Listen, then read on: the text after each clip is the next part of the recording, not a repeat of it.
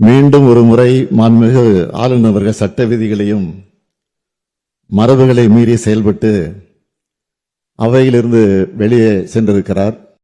ஆளுநரின் செயல் அவர் சட்டம் 76 படி மாநில அரசால் தயாரிக்கப்பட்டு ஆளுநரால் முழுமையாக வேண்டிய ஒன்றாகும்.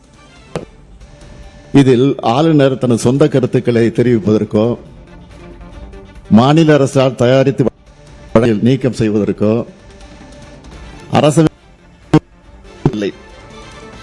அரசமைப்பு சட்டத்தில் ஆளுநர் தெரிவிக்கக்கூடிய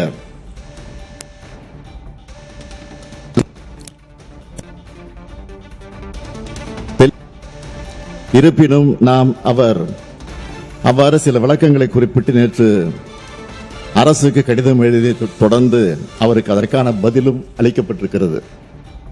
இந்த நிலையில் மாண்புமிகு ஆளுநர் அவர்கள் வேண்டும் என்றே அரசமைப்பு சட்டத்தை மீறிய ஒரு செயலை செய்துள்ளார்.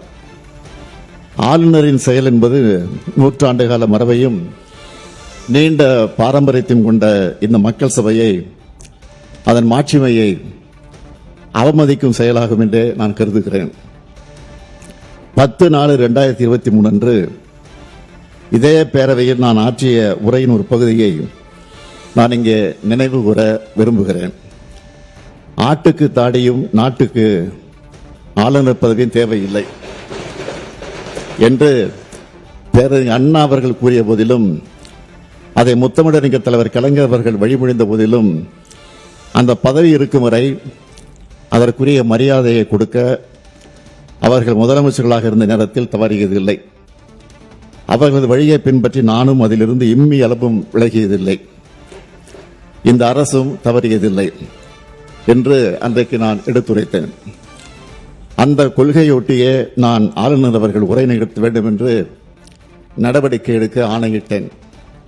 எனினும் மாண்புமிகு ஆளுநர் அவர்கள் ஏற்கனவே நடந்து கொண்டது போலவே மீண்டும் இன்று செயல்பட்டிருப்பது மிகவும் வருத்தத்திற்குரியது.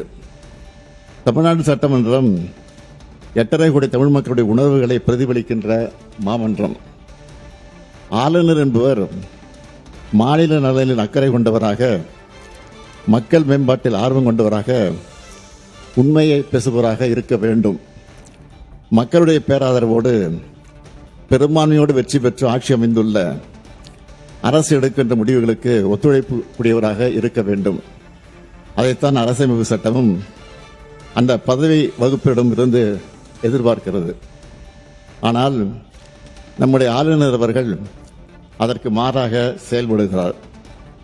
மாநில நிர்வாகத்தை முடக்கவும் பொது மேடைகளில் அரசியல் பேசியும் அவதூறு பரப்பி வருகிறார். அது அவர் சொந்த விருப்பம் என்று கருதலாம்.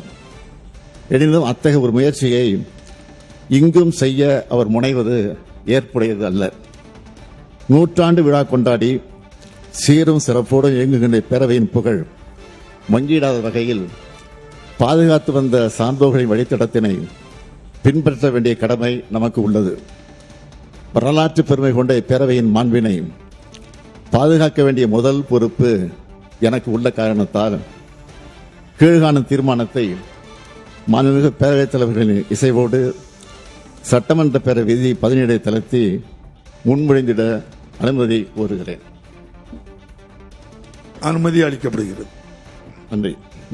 தீர்மானம் ஏற்கனவே உள்ள நடைமுறைகளை பின்பற்றி தமிழ்நாடு அரசால் தயாரித்து அனுப்பி வைக்கப்பட்ட ஆளுநர் உரையை பேரவையில் படிக்காமல் மாண்புமிகு ஆளுநர் அவர்கள் சென்று வருவதை இப்பேரவை ஏற்கவில்லை.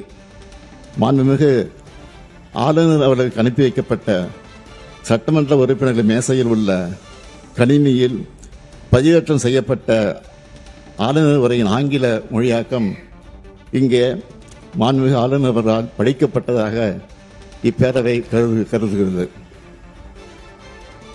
அவ்வாறு அவை குறிப்பில் நடவடிக்கை குறிப்புகள் இடம்பெறலாம்.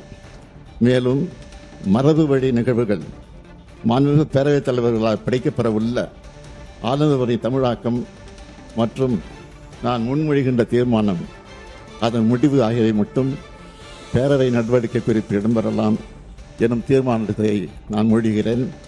இந்த தீர்மானத்தை அனைத்து உறுப்பினர்களும் ஒருமனதாக நிறைவேற்றி தர வேண்டி அமைகிறேன். மாண்புமிகு முதலமைச்சர் அவர்களின் தீர்மானம் பேரவையின் முடிவுக்கு விடப்படுகிறது. ஏற்போர் ஆம் என்க, மறுப்போர் இல்லை என்க. மறுப்போரே இல்லை என்று கருதுகிறேன். மறுப்போரே இல்லை. தீர்மானம் ஒருமனதாக நிறைவேறியது. இன்று சட்டமன்ற உறுப்பினர்களின் கணினியில் பதிவேற்றம் செய்யப்பட்ட ஆளுநர் உரையின் ஆங்கிலம் மற்றும் தமிழில் அச்சிடப்பட்ட பகுதிகள் மட்டுமே அவை குறிப்பில் இடம்பெறும். வேறு எவையும் அவை குறிப்பில் இடம்பெறாது என்பதையும், அதுபோல் பத்திரிகைகளும் ஊடகங்களும்